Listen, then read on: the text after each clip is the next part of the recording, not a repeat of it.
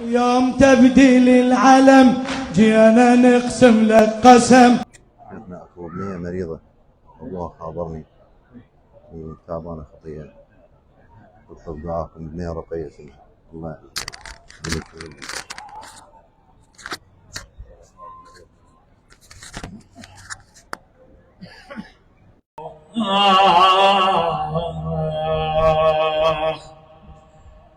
خرج الحسين وخلف بعده ابنته فاطمة،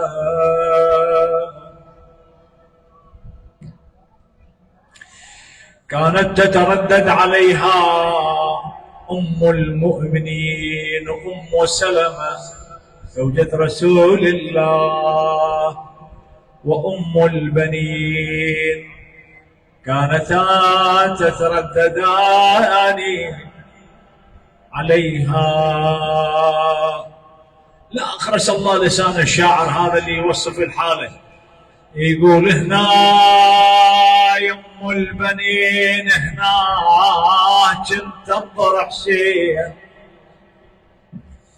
هنا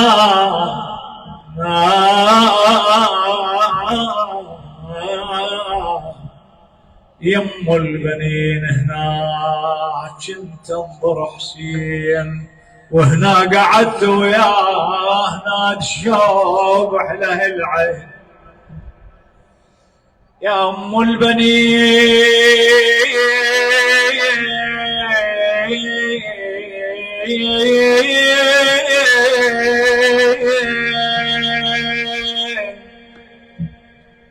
وين ابوي حسين وين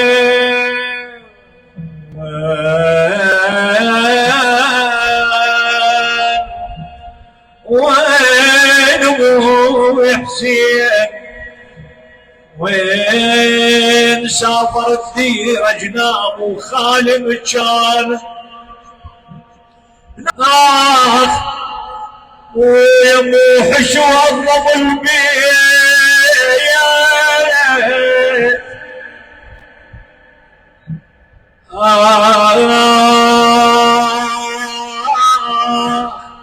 مجلس دمعه بدون هالدمعات هاي صدق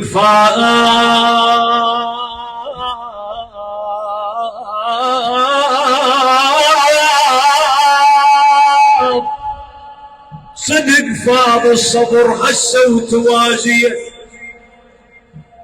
مويا ولعذر اسمك يا ابويا انا تعنيت يا بطول الحلو يا هيبة البيت، ايش كثر لسوالفك يا ابويا حنيت ويا حنيت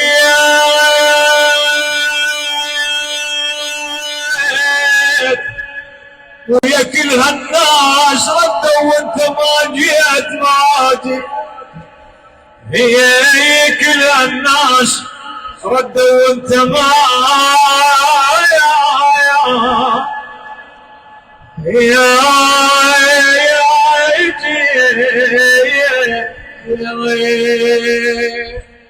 الليلة الثانية وبعض الأخوة المؤمنين طلبوا مني طلب،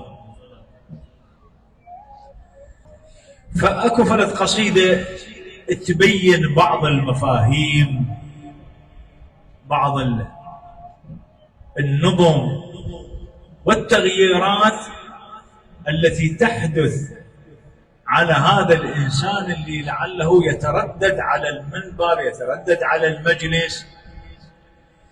هذا الشاعر هو محمد الجماسي، يقول حسين يا من مجلسك رباني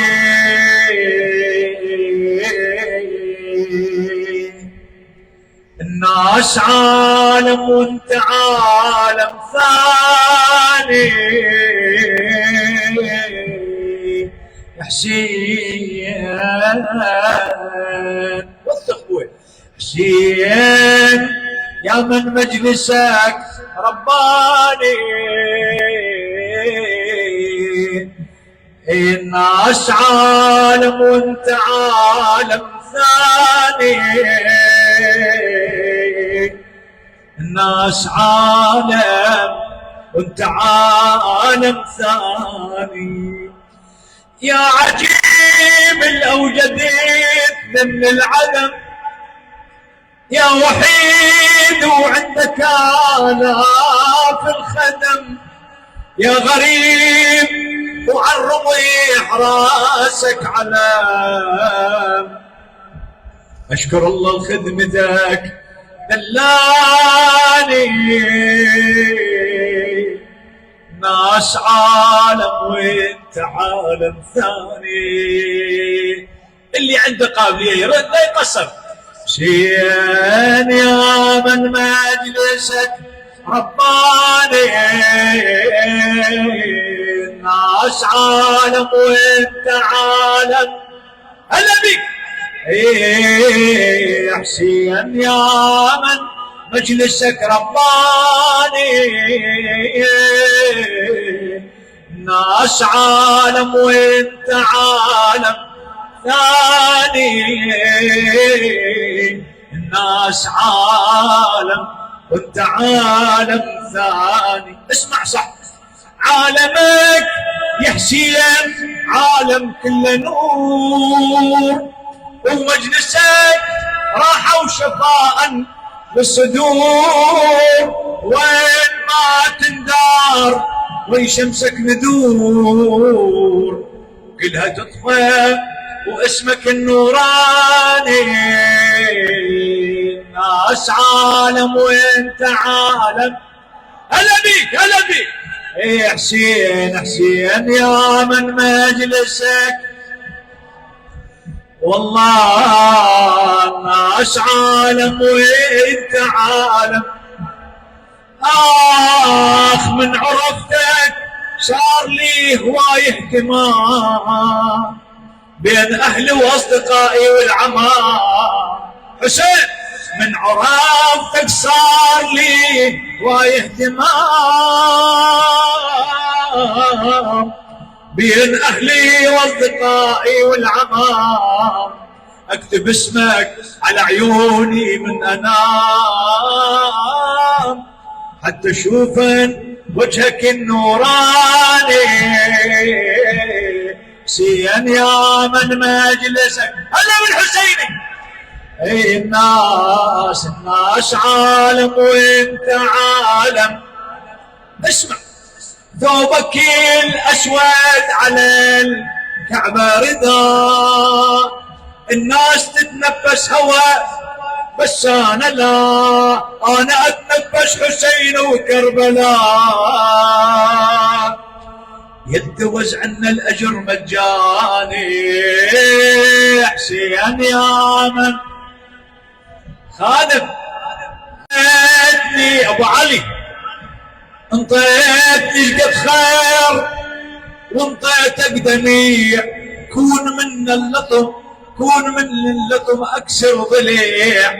مالي بالدنيا عشيره ولا ربيع، انت صيتي وقدوتي وصحباني. حسين يا من مجلسك الناس عالم ناس عالم.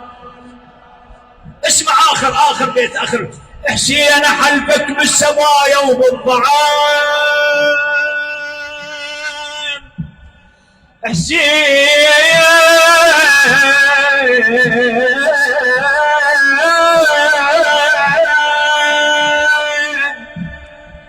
احلفك بالسبايا وبالضعان. افزع لمولاي لولف الجفان، وياك اخذني لحضرتك وانت الوطن. وحاشا لو يوم الوعد تنساني. حسين يا من رباني. الناس ناس عالم وانت عالم ثاني. الناس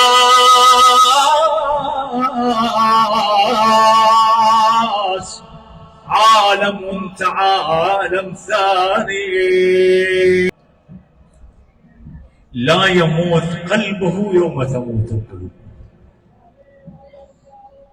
سبق هذا الحديث اللي هو ليلة أمس كان للإمام الصادق، هذا للإمام الرضا سلام الله تعالى.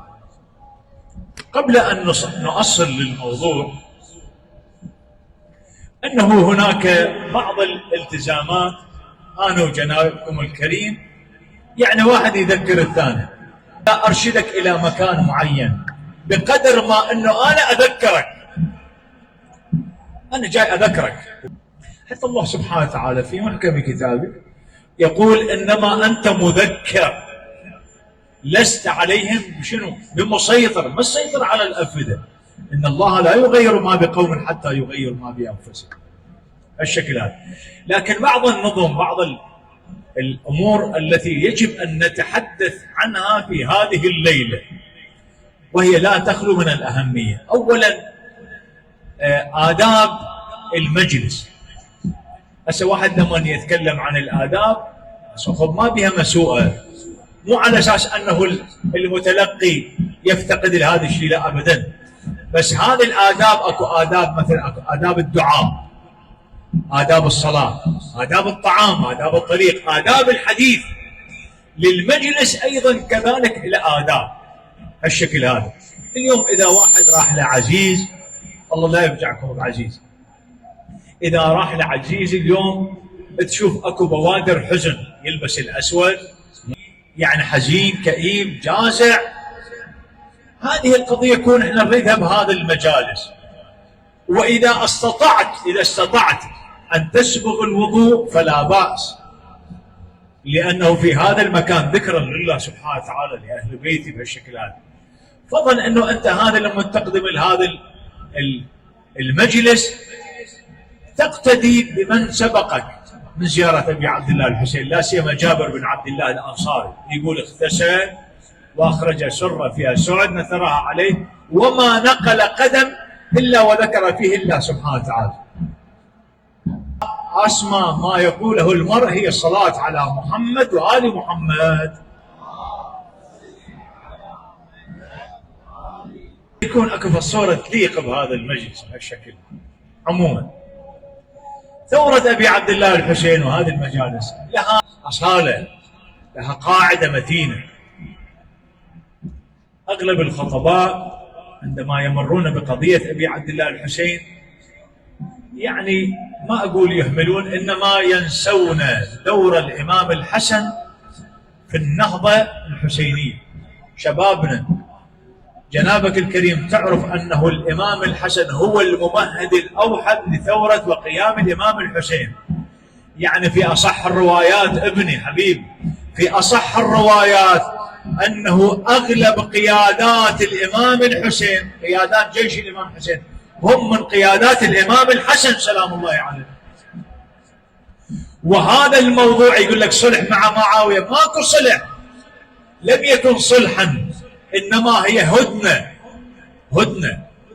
ولولا تلك الهدنة ما بقي نفر واحد من الشيعة على وجه الأرض بل المسلمين، لأن كانت هناك مؤامرة عظيمة جدا وكبيرة ما بين معاوية بن أبي سفيان لعائن الله تعالى عليه وبين الدولة الرومانية والبيزنطية.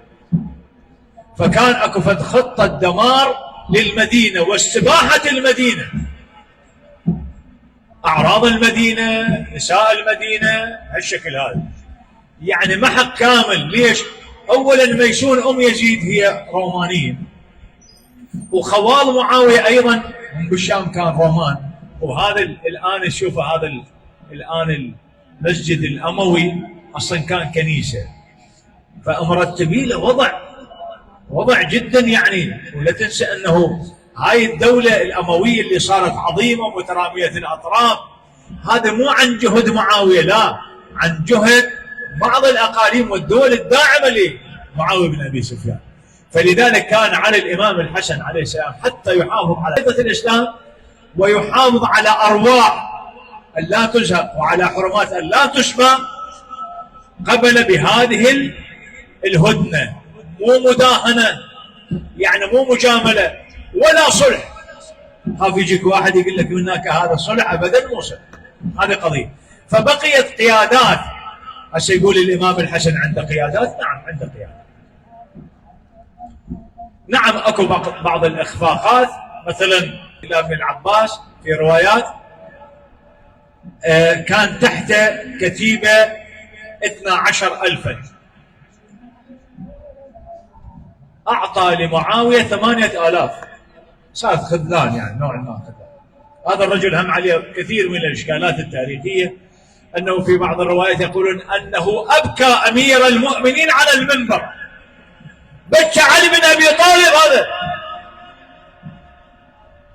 كان نعم على بيت المال في البصره، اخذ بيت المال كله وهرب به. اراد يسوي براسه محض امير المؤمنين، بس انه ما يريد يسوي، هو مو خوش هذا عموما. لكن بقيت كثير من القيادات للامام الحسن، اضيفت كلها الى جيش ابي عبد الله الحسن. طيب، خروج الامام الحسين، هسه بعض الشعراء يقولون خرج الحسين خائفا كخروج موسى مو يترقب كذا. لم يخرج الحسين خائفا، بل ظهر. شوف لما اقول لك احنا لازم نقرا التاريخ بحذر. ليش؟ لان يجي سفه عقول هذه الامه. قال لك الحسين طلع بالليل وما حد يدري به، كانه هارب. زين هو هارب يروح يحارب للجيش قوامه 30,000 او 70,000 مقاتل؟ يعني واحد يشرد بالليل يروح يحارب لجيش؟ يعني اكو فرق تضارب بالمعلومه. تتنبه لي لو لا؟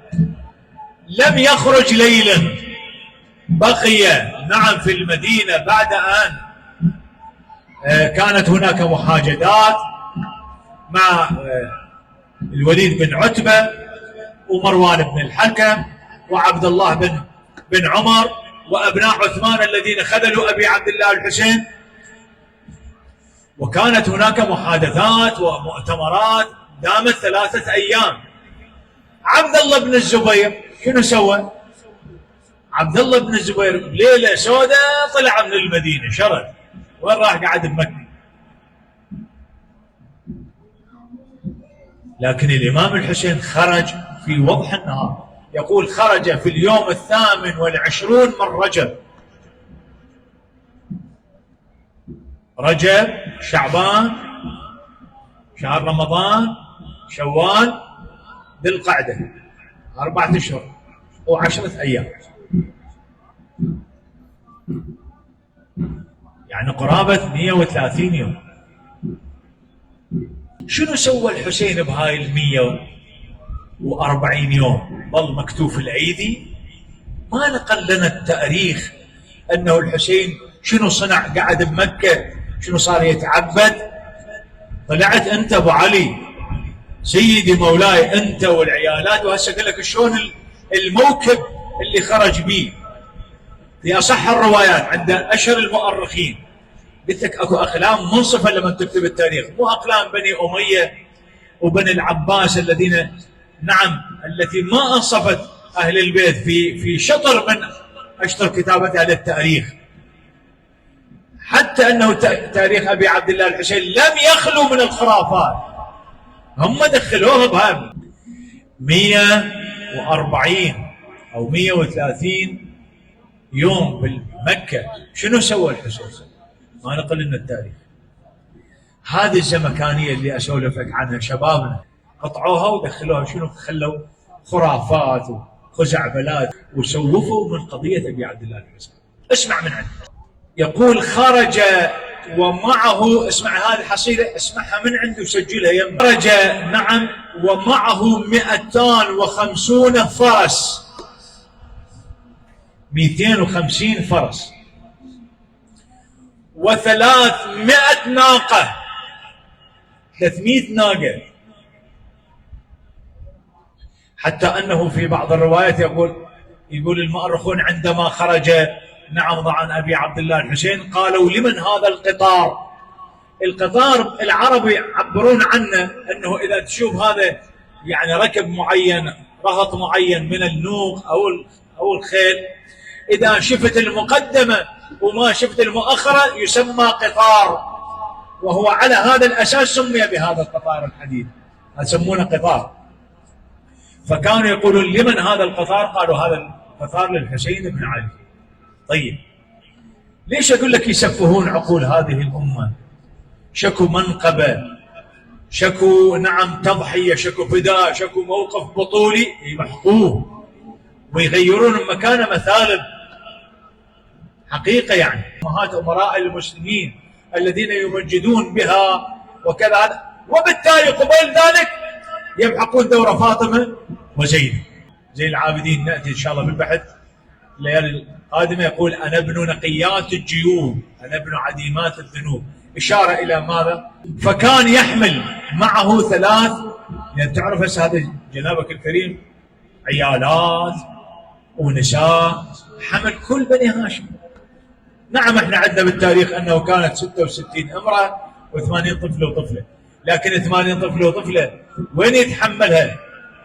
يتحملها هذا العدد القليل من الأفراس أو النوق أو النياق صح التعبير، فيحتاجين. بس هذا مولاي كان يحمل 70 ناقة لحمل الخيم، 35 ناقة لحمل الأواني والقدور، 20 ناقة كانت لحمل السقاء، 19 ناقة كانت لحمل الحلي والحلل، 18 ناقة كانت لتحمل العباء والأرضية.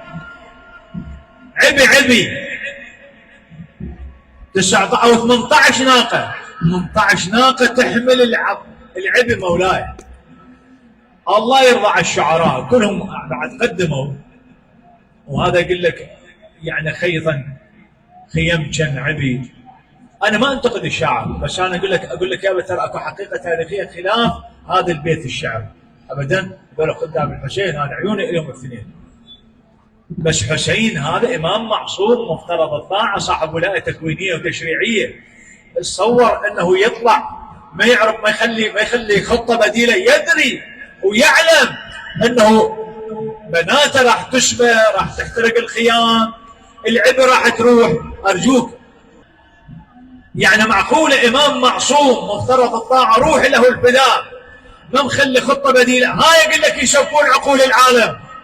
الحسين ما خلى شيء ما درسه عندما وصل الى هذه المسافه 24 يوم من مكه الى شبكه اللي تبعد 5 كيلوات عن الحدود العراقيه السعوديه، قرابه 1640 كيلو.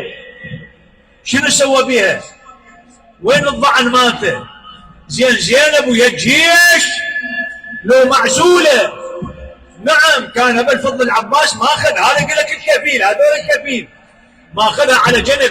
قبل ان يخرج الحسين ب3 ايام خرج ابا الفضل العباس بضعن ضعن الهواشم النساء، وكان قبال هذا قدام هذا الضعن كله كان قائد الكتيبه الخضراء اللي هو علي الاكبر، كان يمسح المنطقه، خاف اكو عيون اكو كذا هذه الكتيبه، قائد الكتيبه الخضراء يمسح المنطقه، يعني جهاز مخابرات، جهاز استخباري يقدم التقرير الى القائد العام للقوات المسلحه ابا الفضل العباس، ثم يقدم ابا الفضل العباس تقريره الى القائد العام للنهضه الحسينيه ابي عبد الله الحسين. ايش يا عمي؟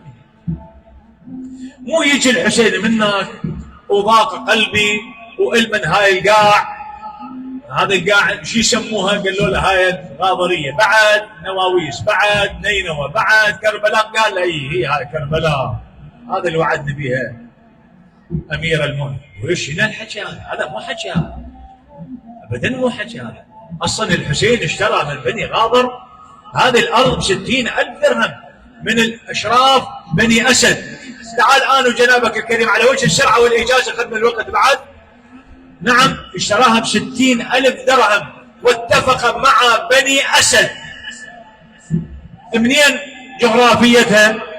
من مقام الامام الصادق عليه السلام تمتد بامتداد نعم الحسينيه، مصطفى خان، الجريه، القنطره البيضاء، نهر مبيجله، يعني تفكر وياي ولا لا؟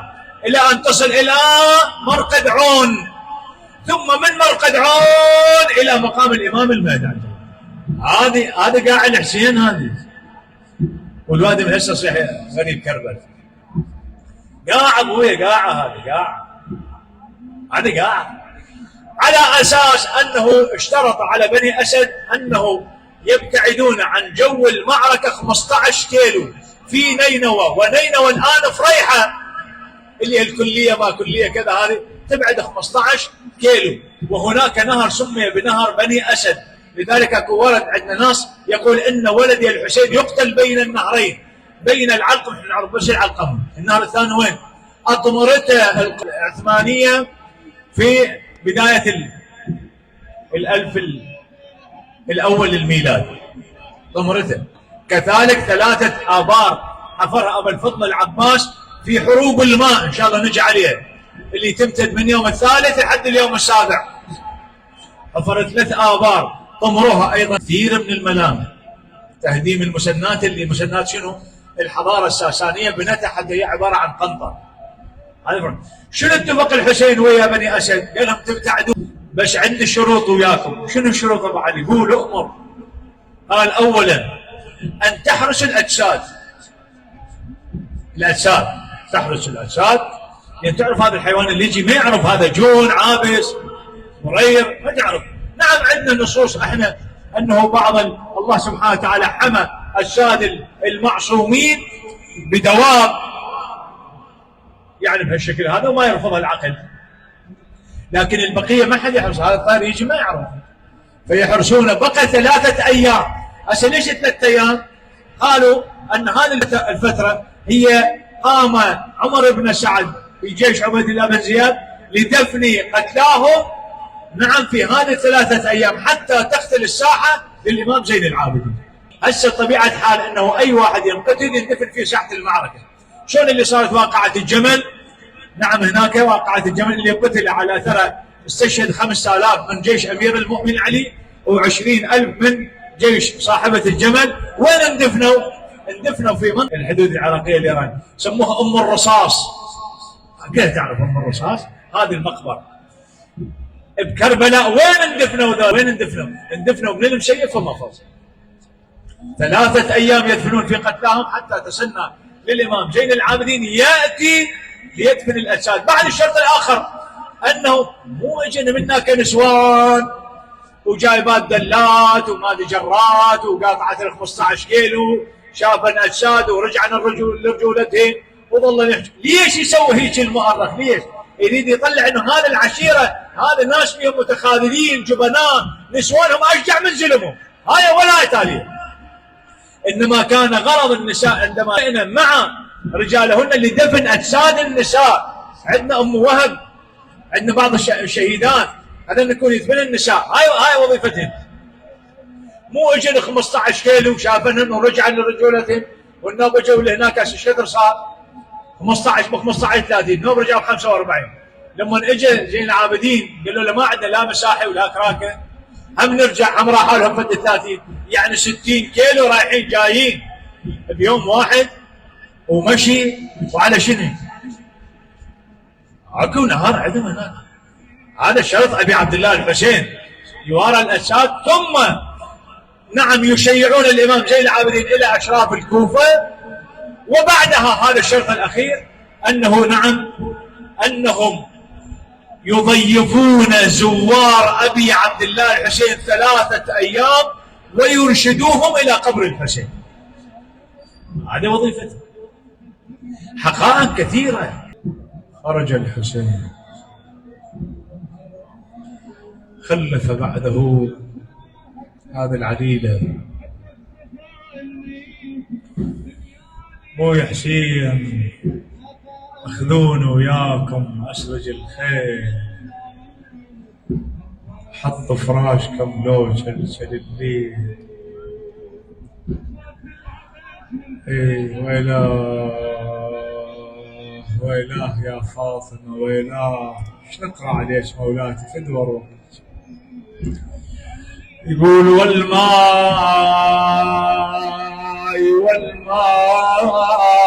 نحي الحين أصبحت ما ينجرع ألمي، والماي وعلي بكفاك بس الموت يوالمني، والماي حضرت الجفن يا حسين.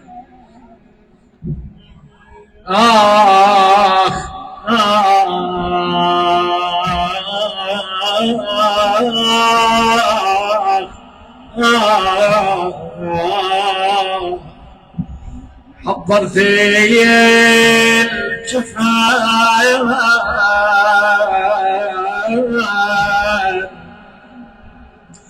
يا حسين، والماي تعال سويع وصل علي. انطار ابوي بوجهك كان الفجر، ابوي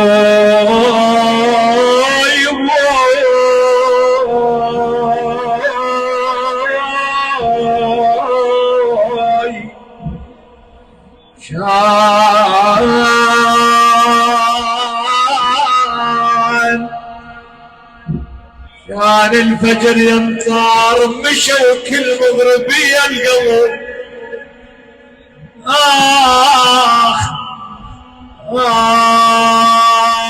شايف الاشياء اللي اقولها ويا يوجعني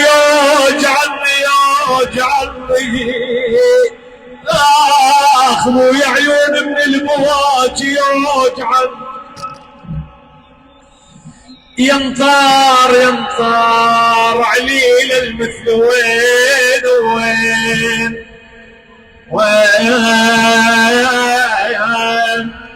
تنطار ويا ثانش كثر وتردون لي.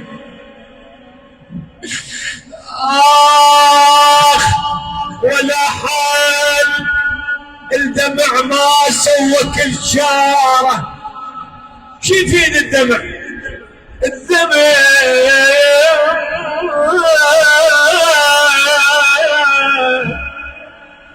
ما سوى كل شاره ولا حال، وبعد لا عافيه تظل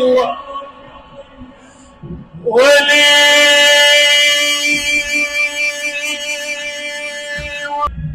ويوم بعد لا عافيه تظل ولا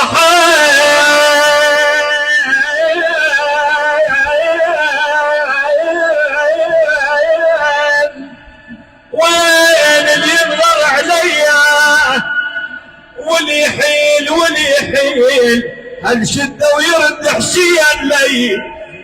يا هالشده ويرد حسين لي.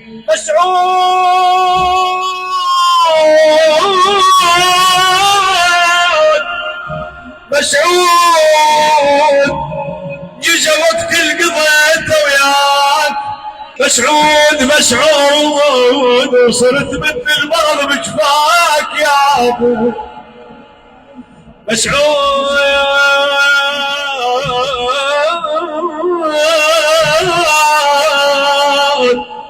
ويا الخاطر دمعتي يا حسين مسعود وشوف انك ردت قبل المني. وشوف انك ردت قبل